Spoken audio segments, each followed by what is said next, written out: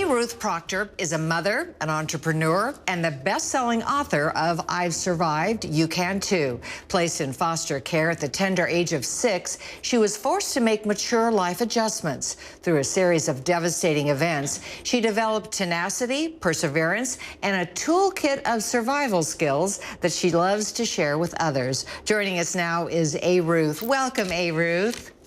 How you doing? Thank you so much for having me, Sandy. So great to see you. You look fabulous. And you know what? This is such an inspirational story. You know, what you've gone through is really enough for probably 10 lifetimes. And yet you turned it into a positive book, which really inspires people. So tell me a little bit about the book and what it means to you. Yes. So the book is about just, surviving life lessons, some things that, we have control over and some things that we don't, surviving molestation, while I was in foster care, and as well as domestic violence in a relationship, and just trying to push forward and still being successful as an entrepreneur. So, I was able to go to college. I put myself through college and just push through, every adversity that came my way. I tried to make sure that I was still positive and made the right decisions along the way. So I give survival tips in the book, different things that work for me as an entrepreneur, different things that work for me as a mom, things that work for me as a single mom and as a entrepreneur as well. So did you know then from early on, because you entered foster care when you were 6 years old, at what age did you figure, you know what, I'm going to make it in this life. I'm not going to be a statistic. I'm going to really, really shine and persevere. At what age did you have that strength and knowledge?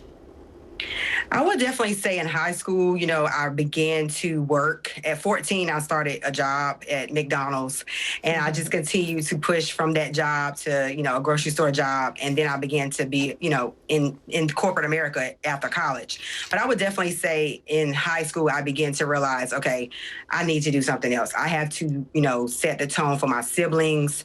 I have to really make sure that, I am being smart and using my time wisely. And so I was working 3 jobs in high school. So I would definitely say high school was really the starting in the moment where I was like, okay, I have to do something and I have to push forward.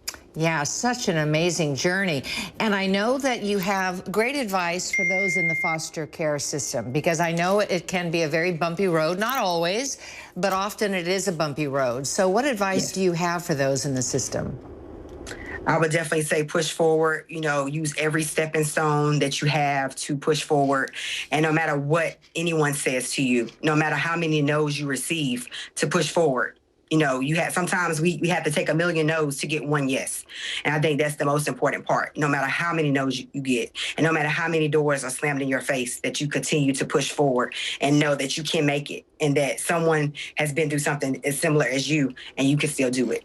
Yeah, that is so amazing. And what about the reaction from your friends and family upon reading the book? Because I know there are a lot of revelations in there, maybe some of them didn't know about.